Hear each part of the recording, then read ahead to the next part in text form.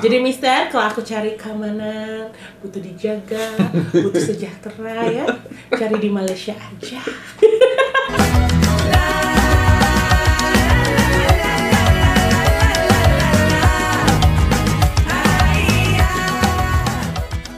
Hi everyone, welcome back into my channel and this is About Sastra.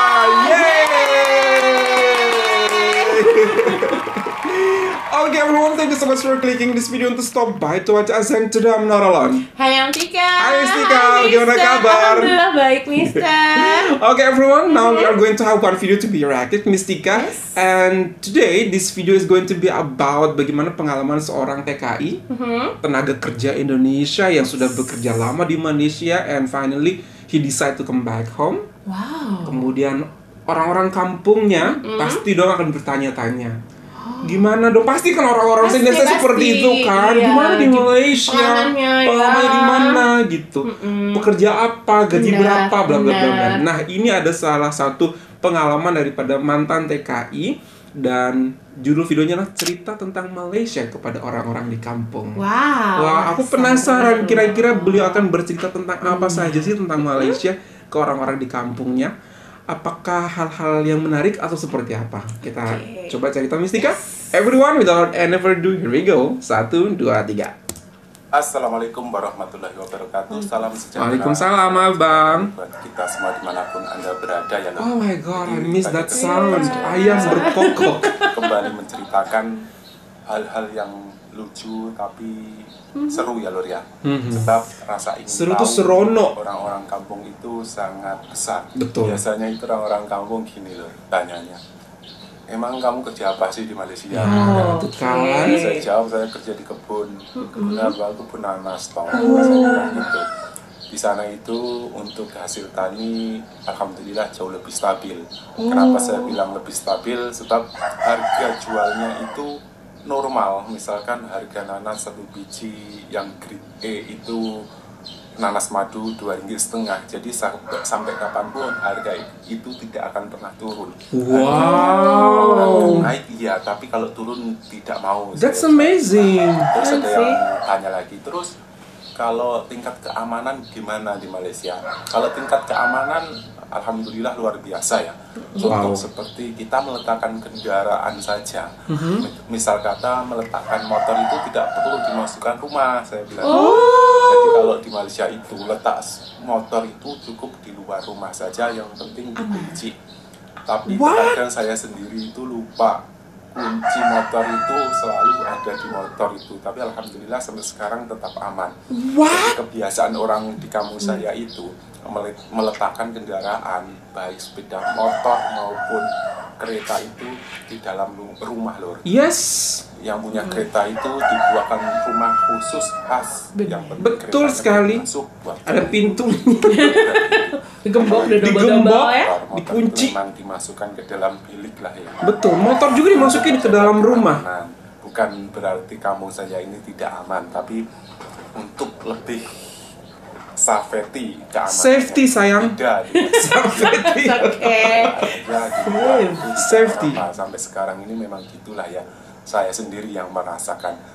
Saya cerita begitu terkira-kira kok tidak hilang ya, kok tidak hilang ya, gitu orang-orang kampung saya itu.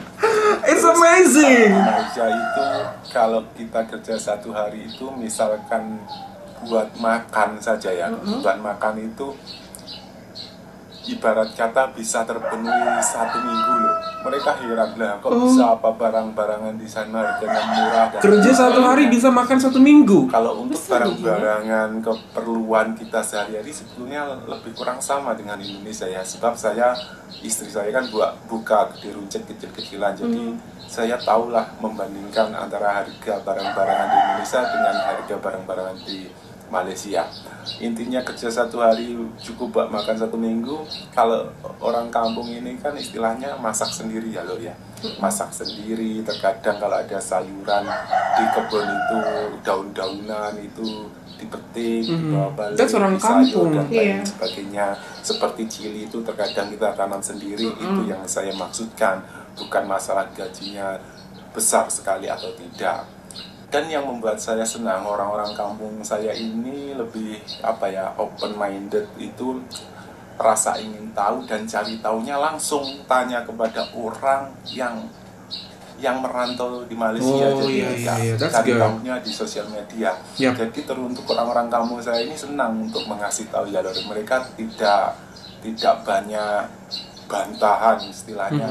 Kalau di berita seperti ini tidak lho. Kalau orang-orang kampung ini jauh lebih senang. Jadi terus pertanyaan mereka dalam hal premanisme ya lho ya. Preman. Dari segi premanisme, preman, tukang palak. Iya. Ada nggak? Itu gimana di Malaysia? Ya saya jawablah, di Malaysia itu kalau di kawasan kampung tidak ada yang namanya preman, tidak ada pungutan liar dan lain sebagainya. Sebab ketika saya di keramaian pulang malam daripada main tempat kawan, itu mau pulang jam 1, jam 2 itu memang alhamdulillah aman, tidak ada orang yang menghalang. Itu memang tidak. Di Malaysia itu tingkat keamanannya luar biasa. Saya ceritakan begitu apa adanya ya lho. Buat apa sih saya memuji-muji Malaysia? Wong Malaysia saya puji pun tidak terbang, misalkan saya tidak terbang kan.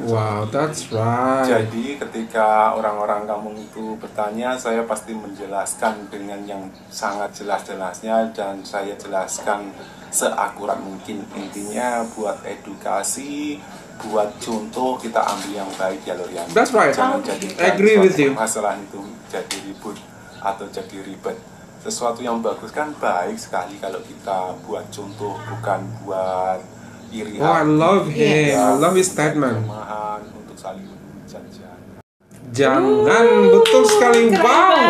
Surprise banget nih Miss Ika. Ada beberapa hal yang ingin aku highlight. Yang pertama, harga barang di Malaysia stabil, nggak pernah turun. Artinya ketika kita harga tani ataupun harga kebun itu nggak pernah turun, jadi tidak akan merugikan petani sama sekali. Benar sekali. Di Indonesia itu harganya bisa berubah kapanpun waktunya, sesuai dengan peredaran zaman ini, perubahan zaman. Bisa sangat tinggi, bisa juga turun seanjlok-anjloknya, merugikan para petani. Itu yang pertama, luar biasa banget bagaimana pemerintah Malaysia menjaga kestabilan harga untuk kesejahteraan para petaninya. Yang kedua, motor di Malaysia diparkir di luar aman. Nah itu dia, aku suka motor aja dijaga loh. Apalagi wanita ya kan. Makanya itu yang Mister. Iya. Wah betul sih. Benar. Masya Allah, ini surprise banget buat aku. Kemarin aku baru dapat kabar di tetanggaku, jiran aku tuh kebetulan adalah tukang Grab. Grab. Kurir, tukang Grab gitu, bawa Shopee gitu kan, kurir Shopee. Beliau baru mau mengantarkan ke salah satu rumah dan meninggalkan motornya di depan, padahal cuma knocking the door. And then when he come back, the motorcycle gone. Oh my god, only less than 5 minutes. Ya itu, benar. Itu yang terjadi. That's what happened in Indonesia gitu. Dan juga tingkat keamanannya kurang banget karena ya mungkin tingkat kejahatannya cukup tinggi, apalagi di Jakarta untuk hal-hal seperti itu ya. Itu luar biasa banget loh ketika di Malaysia itu. Di Indonesia kita harus masukin motor di dalam rumah, itu bukan sebuah fiktif, namun itu benar-benar fakta. Even kadang-kadang udah di dalam rumah pun harus double kuncinya pun harus double gitu.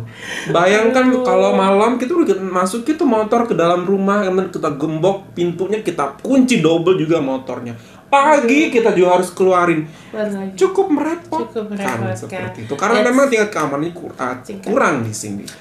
Itu kemudian yang berikutnya adalah orang kampung-kampung yang tadi aku ingin highlight, luar biasa sekali bagaimana mereka mencari informasi. Tidak termakan oleh sosial media. Luar biasa sekali. Jadi langsung ke sumbernya aja ya. Karena akhir-akhir ini sosial media kita tuh banyak hoax-nya, banyak sekali provokatif berita-berita provokatif yang bisa memecah belah. Jadi love really how the kampung people in his place asking the right Benar persons sekali. about Malaysia sehingga tidak terjadi hal-hal yang tidak kita inginkan. Wow, jadi banyak sekali loh Mister sisi positifnya para TKI ini yang sudah bekerja di Malaysia ya, di mana ternyata keamanan mereka juga terjamin, kemudian kesejahteraan mereka juga menjadi lebih baik. That's why banyak sekali orang-orang yang Indonesia yang ingin bekerja di Malaysia untuk mengubah hidup, benar betul. kan Dan ya? kembali bisa membangun sebuah kios ataupun kedai seperti itu, toko kecil seperti itu untuk kebutuhan dia dan keluarganya, luar biasa banget loh. Wow. Dan satu lagi, tidak ada pungutan liar. Yes. Di Malaysia, kalau di Indonesia mau di kampung, di kota, dimanapun itu selalu akan ada pungutan liar. Contoh kecil pungutan liar itu adalah tukang parkir. Iya. Tukang parkir kita tuh tidak ada sertifikatnya. Benar sekali. Dari siapa dia mendapatkan kuasa untuk menarik uang daripada orang yang coming to the place. Yes. Dan uang ini untuk apa? Kan untuk dia sendiri gitu. Itu hal-hal kecil yang kita bisa temukan di Indonesia tentang bagaimana orang pungutan liar seperti itu. Dan itu banyak banget. Dan sudah dianggap sebagai hal yang wajar. Ya. Itulah yang bikin sedih kadang-kadang. Sedih ya. banget. Ya. Jadi kadang-kadang suka serasa kita dengan pungutan itu serasa kayak kita diperas ya, misalnya. Yes. Nggak sesuai kadang-kadang harganya itu loh, guys. In fact, kita datang ke sebuah kedai atau store, kita udah parkir bener-bener gitu kan. Kemudian kita keluar dimintain duit. Nah. They don't even do anything to our motorcycle gitu. They don't even take a good care of it. Iya. They don't even touch it gitu. Oh my god, itu kadang-kadang bikin emosi banget. Dan itu masih banyak banget berlaku di Indonesia. Kapan nih bisa hilang hal tersebut? Semoga segera ya. Lagi-lagi kebutuhan hidup, ukuran hidup. Benar sekali. Orang Indonesia banyak, jadi masyarakatnya banyak, lapangan kerjanya yang sedikit. Iya. Jadi Mister, kalau aku cari keamanan, butuh dijaga, butuh sejahtera ya, cari di Malaysia aja. Kamu ngerti maksud aku kan? Aku paham sih. That's a very good idea. Okay everyone, thank you so much for watching this video. Hope that you find this video good and find this video good. Don't forget to thumbs up. And if you're new to this channel, don't forget to subscribe. Super much love from Indonesia. Malaysia boleh It is super inspiring. Semoga Indonesia suatu saat bisa seperti itu. Amin. Amin. Bye everyone. Bye.